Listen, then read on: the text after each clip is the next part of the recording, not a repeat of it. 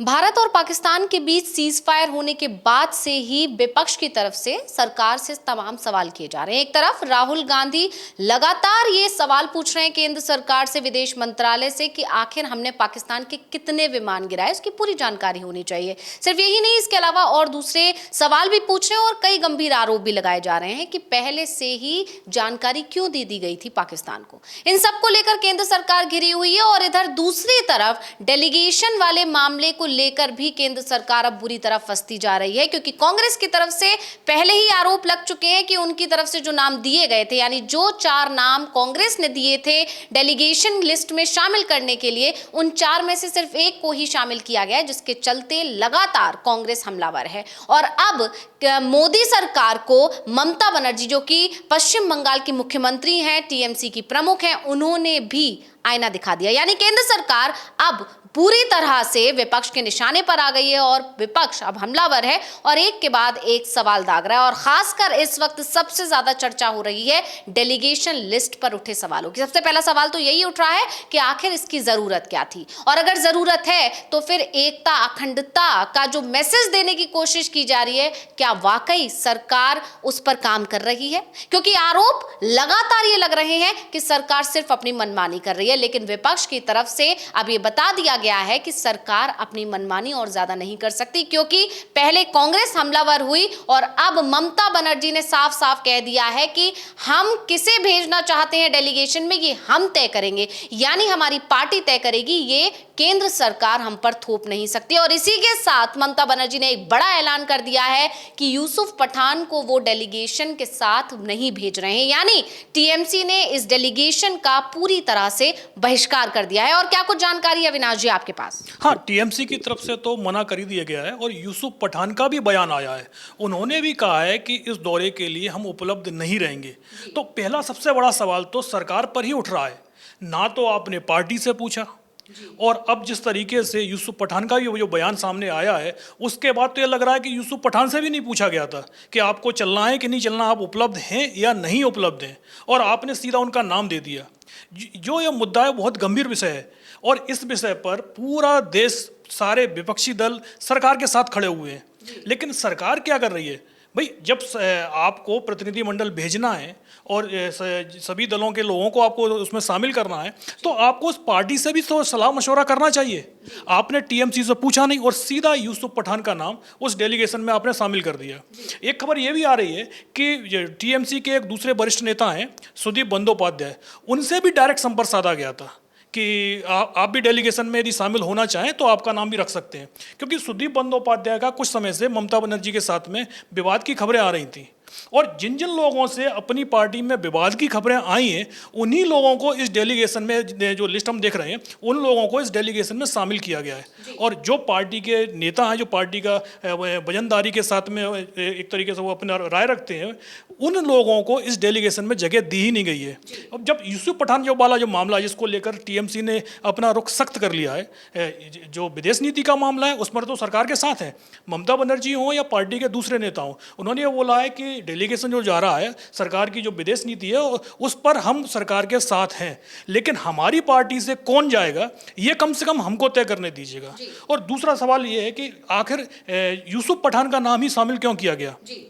सबसे बड़ी बात तो ये है कि यूसुफ पठान गुजरात से आते हैं और गुजरात से हमारे देश के प्रधानमंत्री भी आते हैं, हमारे देश के गृह मंत्री भी गुजरात से आते हैं, और यूसुफ पठान के परिवार के साथ में बीजेपी नेताओं के काफ़ी करीबी संबंध बताए जाते हैं। और ये भी चर्चा थी कि जब 2024 में लोकसभा चुनाव हुआ तो उस समय बीजेपी यूसुफ पठान को बंगाल से ही चुनाव लड़ाने की तैयारी कर रही थी, लेकिन यूसुफ पठान को लगा कि भाई अगर बीजेपी से चुनाव लड़ेंगे बंगाल में तो जीतना मुश्किल हो जाएगा, और इसीलिए जब टीएमसी की तरफ से उनके पास में ऑफर आया तो यूसुफ पठान टीएमसी में शामिल हो गए और टीएमसी की टिकट पर चुनाव लड़े। जब उनको टिकट मिला था उससे पहले किसी को ये जानकारी तक नहीं थी कि यूसुफ पठान टीएमसी में शामिल हो गए हैं। तो यूसुफ पठान ने सिर्फ जीत देखने के लिए कि भाई टीएमसी से आसानी से चुनाव जीत जाएंगे, वो टीएमसी के टिकट पर चुनाव लड़ लिए थे, लेकिन बीजेपी के साथ उनकी करीबी ये जग जाहिर है और इसीलिए यूसुफ पठान को ये जो विदेश डेलीगेशन भेजा जा रहा है ऑपरेशन सिंदूर में, उनको जगह दे दी गई। और टीएमसी के दूसरे नेता, भाई सबसे बड़ा सवाल तो यही है कि यूसुफ पठान को विदेश नीति की कितनी नॉलेज है? उनकी कोई शिक्षा, ना तो पॉलिटिकल शिक्षा उनकी रही है, ना उनका पॉलिटिकल बैकग्राउंड रहा है। वो क्रिकेटर हैं, खेल से आए हैं, और अचानक ही उनको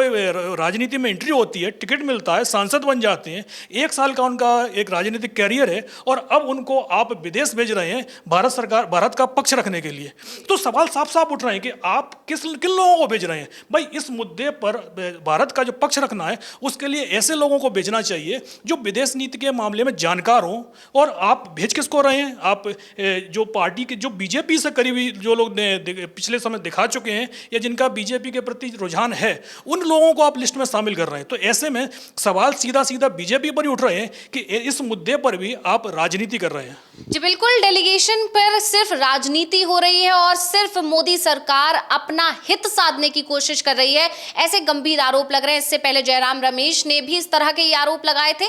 कांग्रेस की तरफ से आरोप लग रहे थे कि 4 नाम दिए गए थे, लेकिन उसमें से सिर्फ एक को शामिल किया गया, और जिसे शामिल किया गया उनकी भी कांग्रेस के साथ खटास की खबरें आती रहती हैं, और खासकर शशि थरूर के नाम पर सबसे ज्यादा चर्चा हो रही है। वहीं जैसे कि अविनाश जी आपने बताया कि यूसुफ पठान के नाम पर भी चर्चा इसलिए हो रही है क्योंकि उनकी बीजेपी से करीबी है, और बीजेपी लगातार इस कोशिश में लगी रही है कि उन्हें अपनी पार्टी में शामिल कर। और इन सब में सबसे बड़ी जो वजह निकल कर आ रही है वो ये है कि उनका जो कनेक्शन है वो सीधे सीधे गुजरात से है। तो यहां पर लगातार ये देखने को मिल रहा है कि डेलीगेशन के नाम पर या डेलीगेशन की आड़ में बीजेपी सिर्फ उन लोगों को चांस दे रही है जो अपनी अपनी पार्टी के विरोधी हैं या उनसे दूरी बनाए हुए हैं, आलोचक हैं, जिससे केंद्र सरकार खुद को मजबूत कर सके। क्योंकि इसमें कोई दो राय नहीं है, इस बार जब 2024 में लोकसभा चुनाव हुए तो बैसाखियों पर टिकी हुई इस बार मोदी सरकार है, क्योंकि इस बार बीजेपी अकेले के दम पर बहुमत हासिल नहीं कर पाई थी, इसलिए उसे दूसरी पार्टियों का सहारा लेना पड़ा, और इसके चलते हमेशा ही मोदी सरकार पर संकट के बादल मंडराते रहते हैं। और इसीलिए बीजेपी की तरफ से पूरी कोशिश की जा रही है कि विरोधी हैं या जो विपक्षी दल हैं उनके आलोचकों को अपने खेमे में ला सके और खुद को मजबूत बना सके, और इसीलिए डेलीगेशन के सहारे भी इसी रणनीति में, इसी राजनीति में लग गई है, जिसके चलते अब मोदी सरकार की पूरी तरह आलोचना हो रही है। हालांकि कांग्रेस के आरोपों पर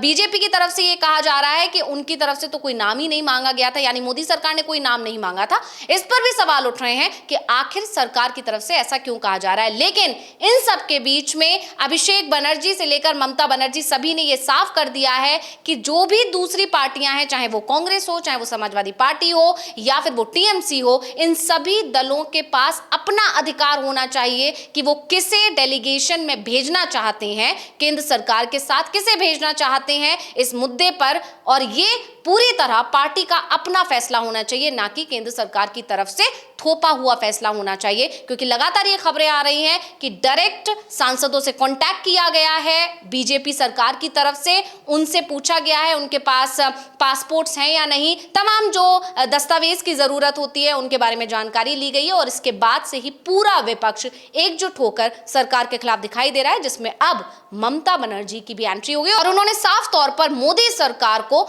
आईना दिखा दिया है कि आपकी मनमानी अब और नहीं चलेगी, और इसके लिए पूरा इंडिया गठबंधन एकजुट होकर केंद्र सरकार के खिलाफ खड़ा होगा और उनके इन फैसलों का विरोध करेगा। बहुत बहुत धन्यवाद अविनाश जी तमाम जानकारी देने के लिए, और इसी के साथ मुझे यानी अंशिता को दीजिए इजाजत। नमस्कार।